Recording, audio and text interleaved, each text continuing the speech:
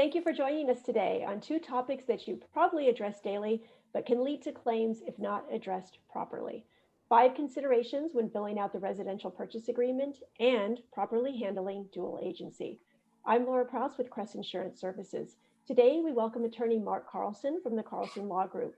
Mark has been defending real estate agents since 1993 and has worked with Crest for over 20 years as a founding member of our legal panel. Along with Mark, we also have Dave Miller, Regional Vice President with Fidelity National Home Warranty. Dave manages the Crest Advantage Home Warranty Program, which ties into Crest's E&O insurance. We have a lot to cover, so I'll hand it off to you, Dave. Oh, thanks, Laura. Two really good topics today. Obviously, the RPA is probably the most used form in a real estate transaction, but unfortunately, it's also where a lot of litigation can come up down the road. So happy to have Mark back with us for our fourth installment here in our webinar series. And want to get started. Mark, with regards to the RPA, what are, I don't want to say a list of top 5 because that would insinuate that 6 through 20 are not as important, but give us 5 considerations that real estate professionals need to consider when filling out the RPA. Well, like any house, right, it all starts with a good foundation. And so what I constantly have to remind agents when I do seminars in person way back when, is just the simple things like filling out the contract and the if there are counters completely. So often I see the financing terms being left blank. And then, of course, if there's a problem and somebody wants to get out of it, the buyer wants to get out saying, I didn't get the loan I wanted, but then there's no terms. So then the fault then falls to the agents for not drafting a clear contract. Just the other week, I had a seller retain me to help evaluate offers, and it was a very substantial property, sort of north of or in the Beverly Hills area. And there were 13 or 14 offers, something like that. And they were all from the Beverly Hills A-list of real estate agents. And without naming any names, of those 14 or so offers, there were only 1 or 2 that even had all the paragraph there that lists all the additional documents that are going to be attached. And one of them, that property was held in a trust, and only one of them had that the trust advisory was to be attached. So just little things like that don't really create any problems in a transaction. But if other problems arise, then without the agents filling out the contracts completely, it just makes it look sloppy. So it's hard to justify your actions elsewhere when basic things like filling out the offer isn't done properly. I had an option contract many years ago where there was no indication of whether the option money was to go to the purchase price. Everything about the option was just incomplete. It was just, okay, well, at this time we'll give you an option. And of course the agents got sued because the buyer tried to exercise the option and the agent or the seller tried to avoid it. So just starting with a good foundation, filling out everything completely and fully and clearly is I would say step 1. Perfect. How about services and stuff like that? Pest control, escrow, title, home warranty, home inspection. Yeah. So in this market, and it may change if the market softened, but in this market, you see selling agents trying to endear their offer to the listing agent by saying seller's choice and not putting something in, and I think most sellers probably don't care about service providers. If they do, they'll just counter. But it's difficult, I think, when you give control right out of the chute. So I would say even in a strong market like this, that I would have the buyers use service providers, title, escrow that they know and trust, and put that in the contract. I mean, I've had a lot of cases here, especially with in the last 9 months with COVID, where if there's a broker escrow from the listing side, now the buyer's trying to get their deposit back, and the escrow is favored, the broker owned escrow is favoring the listing agent and the seller side, and it becomes a disadvantage to the buyer, where the buyer has the ability to put that in on the at the first stroke, so to speak. Now, it was a hot topic a couple of years ago, but I know agents were cautious and were actually being advised by the risk management attorneys to make sure you put down at least 3 or 4 recommendations, and making the buyers and sellers pick their services, and they could possibly get in trouble for saying, I want only ABC escrow or whatever. Is that still a big issue? So I think when it comes to inspections, if you're going to give a list of inspectors, whether it be the home inspector or a termite or a roofer or septic, if that comes up in a deal, that's when I think it's smart for agents to say, okay, here's a list of vendors that our clients have had good success with, so that you're not, if they don't do a proper inspection, then you don't have sort of a negligent referral kind of argument. But when it comes to escrow and title and home warranty, I'm not that concerned. I think it'd be better for certainly the selling agent could have a conversation with the buyer. Hey, are there any escrow companies that you like? But I think that, just putting one in there in the offer is okay with respect to those types of service providers. Excellent. Now, we've had a webinar before on property management and tenants, and we've already gone over a lot of that stuff. Talk about tenants in possession.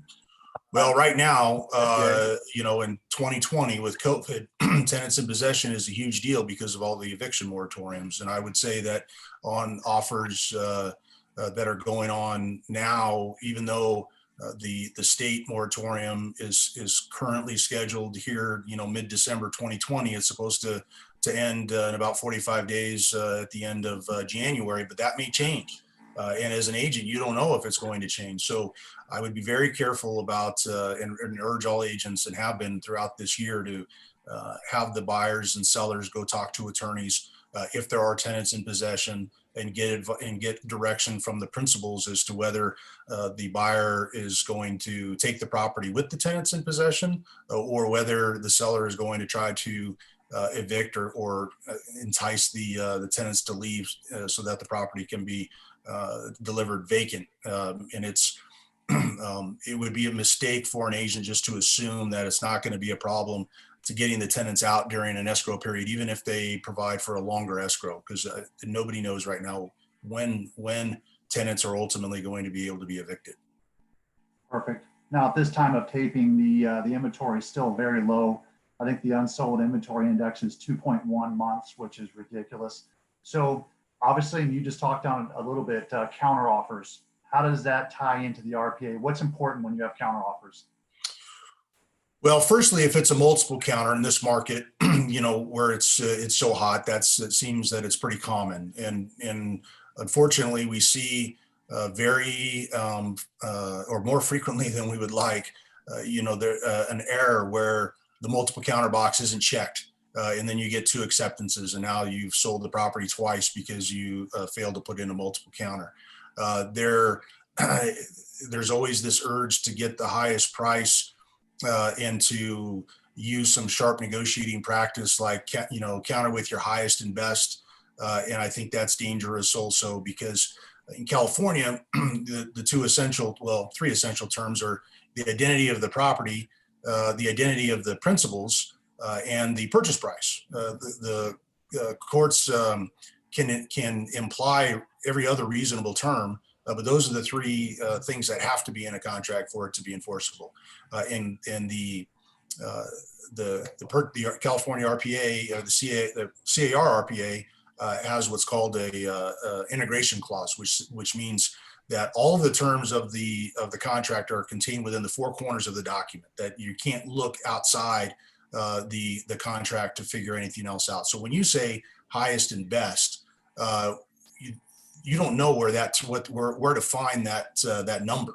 And if you've got multiple counters, or the acceptance that come back, or another counter that comes back, it just creates a problem, because you can't look at from document to document and track the price terms. So I prefer, just having or recommending to agents that they make it clear, counter with an actual number, and then see where it goes. If you counter at a certain number and you get multiple acceptance, you can always call them back up and say, you know what, I've got multiple counters at my counter price. So let's do it again. Right. And you've talked to me in the past about something, a theory called a mirror image rule. Can you explain that to us?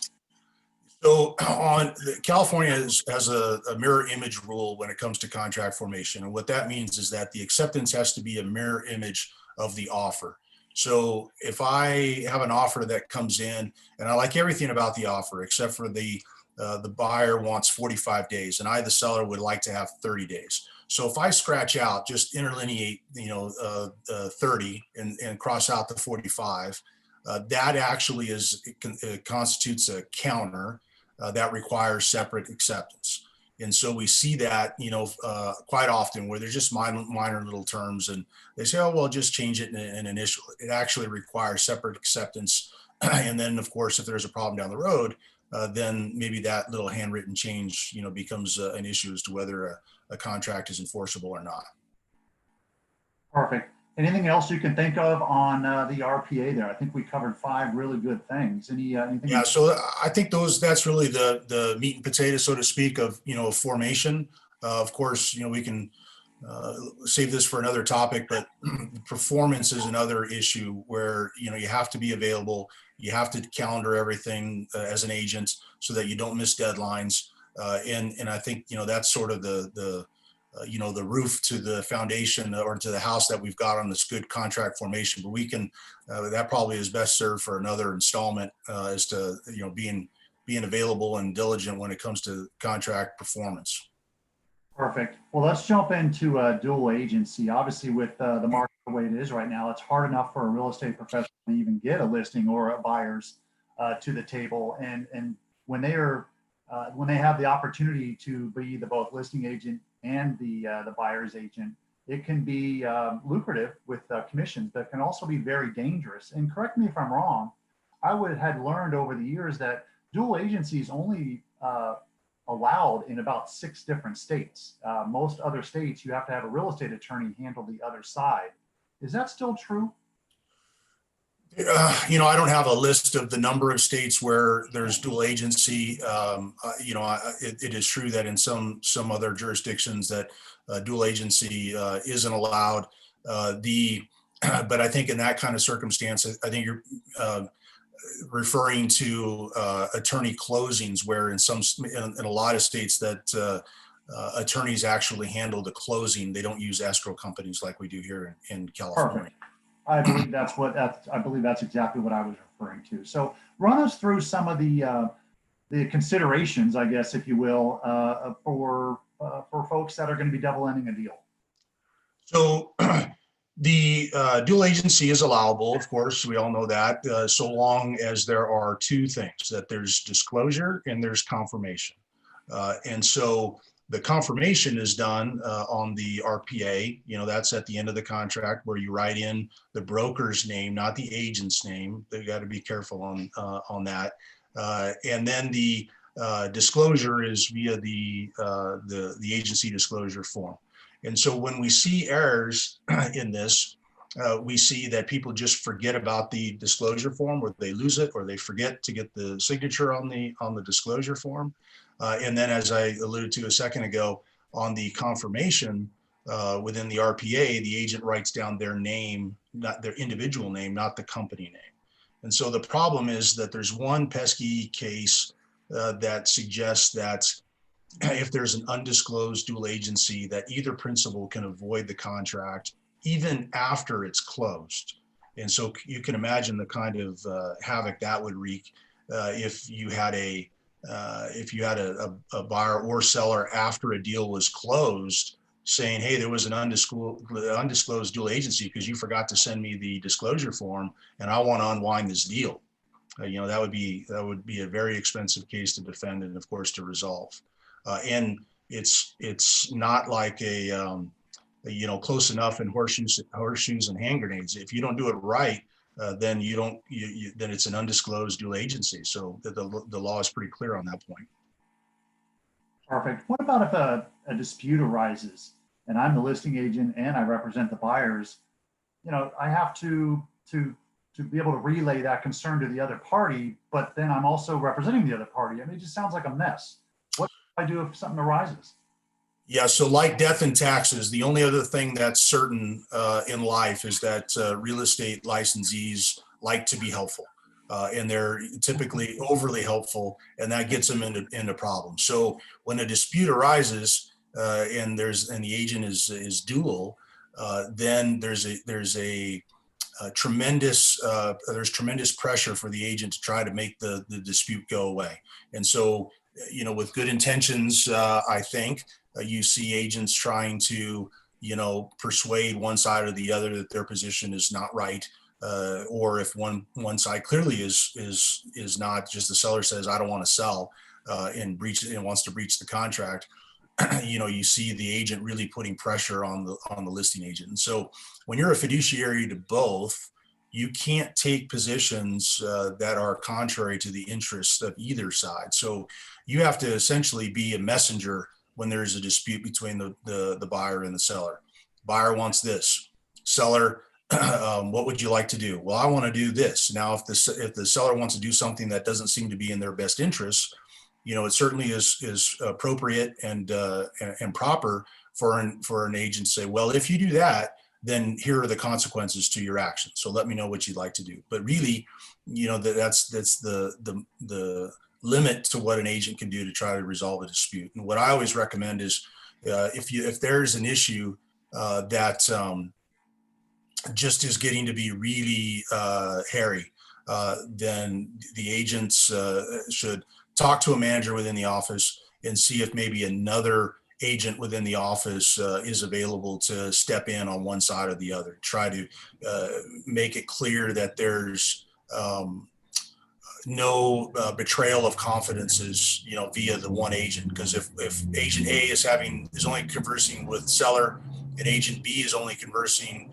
with the buyer, then there can't be the argument that confidences were betrayed. Now, is your recommendation that only if there starts to be a feud, they should bring in another agent, or should they actually bring them earlier before there's even an issue? Just out of trouble. Well, I don't want to be, Chicken Little and say in every instance where there's a dispute. I think that just, I would certainly talk to a manager if there's a dispute. I'd get to a manager and let he or she know what's happening. And that way you have another, set of eyes on the transaction. But I don't know that getting another agent involved, because it obviously is complicated, because now you got to worry about commission and you got to, get the parties to agree. And so I think, if there's a minor issue, I wouldn't think that it would be necessary, but agents just need to use their own experience and reliance upon the manager and broker's experience as to when someone else needs to step in. Perfect. Now we were talking about fiduciary a few minutes ago. Obviously, fiduciary duty is the highest trait that an agent can have with a client. You've been in many courtrooms before. What are judges feeling and temperature when they look at an agent and say, you had a fiduciary to this side and that side? How is that really possible? Is it on the county or the judge? I mean, what's their... So jurors, unfortunately, having tried, the 20 some odd cases before juries to verdict, they think that agents get paid too much money for what they do. And often you'll have jurors that have never bought a house. So they have no idea what the process is, but they still have this concept that, an agent is supposed to, almost be a guarantor that the transaction goes, without a problem. And so, they don't see the 50 showings to the Joneses before the Joneses decide they want to buy a house, and all the extra time that agents put in to try to market property.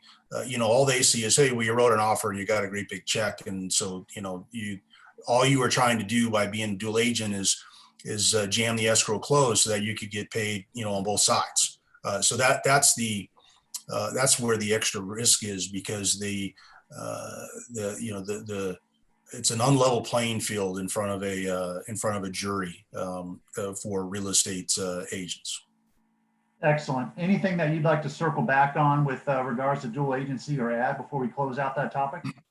The one analogy I like to give with respect to fiduciary duty I'm going to date myself here, but for those who will see this and can remember the I Spy cartoons, where you have the the white wizard, I guess, and the black wizard. So that's what jurors are trying to figure out. They're trying to say, okay, who's got the white hat on, who's got the black hat on, and it's they watch all these legal shows on TV, and they're expecting a Perry Mason moment and then when it doesn't come, they're like, well, okay, who's the bad guy? And so when you're a fiduciary, you got to be thinking about what you do is whether it's going to be viewed by the jury as you having a white hat on or you having a black hat on. And if look at how a jury would consider your actions, retrospectively. And if you have the presence of mind to think, okay, I'm going to do this, and how does that look to the outside looking in? Then I think you're going to, be more cognizant of your potential pitfalls as a fiduciary on certain issues. Perfect. Excellent information on the RPA and dual agency. Mark, appreciate the time today as always. Laura, back to you. I just want to say thank you to both of you. It's always very, very informative. Always love hearing the information. Even if I know it, I think it's valuable to hear it again. So thank you both. And to everybody who's watching, thank you for watching. A copy of this webinar is available on the Crest Insurance homepage if you look under the Claim Prevent blog tab. And I guess we'll reconvene in a few weeks and we'll do another webinar together. Super. Looking forward to it. Great. Thank you both. Thanks, Laura. Thanks, Mark. Thank you. Bye-bye.